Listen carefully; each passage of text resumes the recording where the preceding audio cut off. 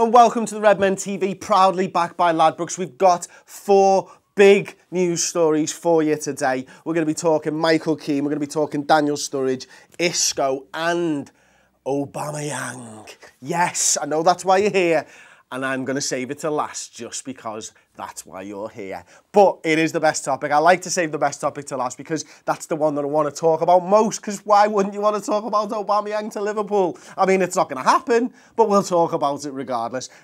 First and foremost, let's get into the Michael Keane news. The Daily Express have reported that Liverpool have moved ahead of Everton in the race to sign the centre-back from Burnley. Now, Manchester United are supposed to be in this race as well.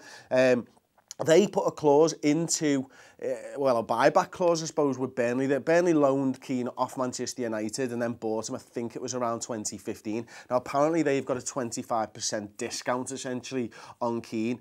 Liverpool and Everton are, massively interested in Keane. And Liverpool have reported their interest and made themselves aware to Burnley over the last few days, reports the Express. Now, Keane is supposed to favour a move to Liverpool and to work with Jurgen Klopp and just a bigger club in it at the end of the day, so you can totally understand that.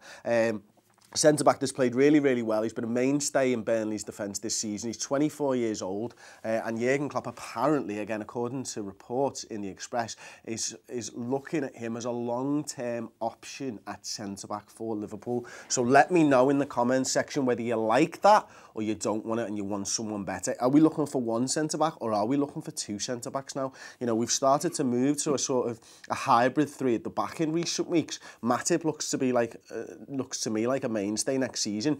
Are we potentially looking for 2 centre-backs? Could it be Keane? Could it be Van Dijk? Are we going to see Lovren rotated in a sort of squad role? Let me know the answers to all of that in the comments section below. Daniel Sturridge news. It's exactly the same news as it always is with Daniel Sturridge. He's injured. We've been here many, many times. If you've been watching the Redmen TV for a long time, you'll know that every time Daniel Sturridge's name crops up in a news show, he's injured. This time, it's a hip injury. Again, he was out just before the Crystal Palace game. He got injured, apparently. We don't know whether he's going to be back for the end of the season or not. Obviously, he helped us in the West Brom game. He helped us in the Stoke game. But he's only started 5 games this season for Liverpool. His injury record is up there with the worst that I've ever known from a top-draw player. It looks to me like Daniel Sturridge has played his last game for Liverpool, like he won't be here next season. And, there'll be fans out there that, like Steele, for example, who'll be gutted about that. But, I wish him well, to be honest, because it's not for want of time when he gets on the pitch. He's always tried to affect football matches. He's scored goals when he started games for us. He's been a good servant both on and off the pitch when he's been on the pitch. And unfortunately, it doesn't look like it's going to have worked out at Liverpool in the long run. But he had that great season. He had a couple of great seasons for us, the 13-14 season. Him and Suarez was up there with one of the best memories for me of a strike partnership for Liverpool. The 2 of them banging in goals week in, week out, feeding off each other, working so well together with the likes of Phil Coutinho and Steven Gerrard. And you know what? If he's played his last game for Liverpool, I'll remember him fondly. I'll remember the injuries, of course I will.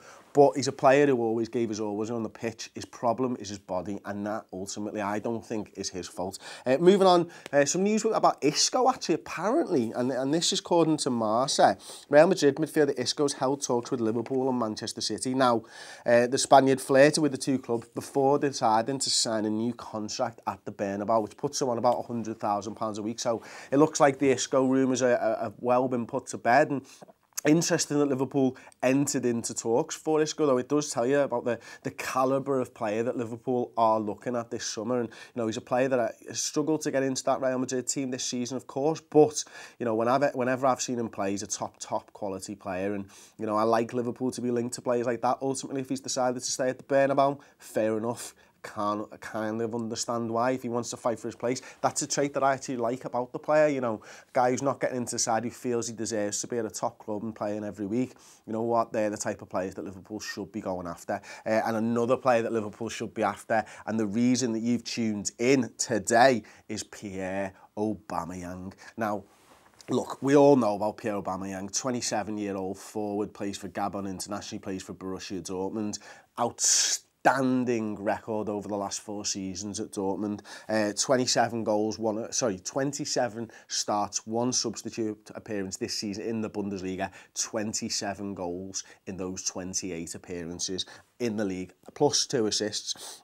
Champions League, 8 starts, plus 1 substitute appearance, 7 goals and 1 assist in those 9 games. I mean, this is a top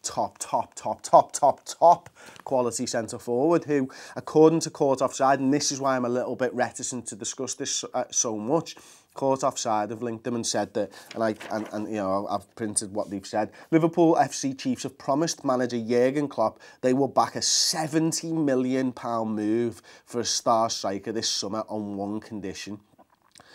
Court Offside have learned that Liverpool are willing to pay Borussia Dortmund twice the figure that they paid to Andy Carroll to bring Pierre Aubameyang to Anfield, as long as they qualify for next season's Champions League. Look, I don't put much truth into these rumours, to be honest with you. I've not seen a story from Court Offside that's caught fire and actually happened, especially with regards to Liverpool. I couldn't tell you if that's the case around the rest of the clubs in the Premier League. Not really asked, to be perfectly honest with you. But, again, Pierre Aubameyang, come on, please. Wouldn't you just love to see him in a red shirt? I mean, a guy that Jurgen Klopp earmarked, Jurgen Klopp signed for Borussia Dortmund, guy who knows Jurgen Klopp's system. Look, if we're spending £70 million on one player, that would be my top pick. If you agree or disagree, of course, let me know in the comments section below. Would you love Liverpool to sign Pierre Aubameyang? If you do, give the video a thumbs up. Let us know in the comment section if you don't, you know, and let me know if you think it's a real rumour or not. Anyway, thank you for joining me on the Daily News Show, and I'll see you tomorrow.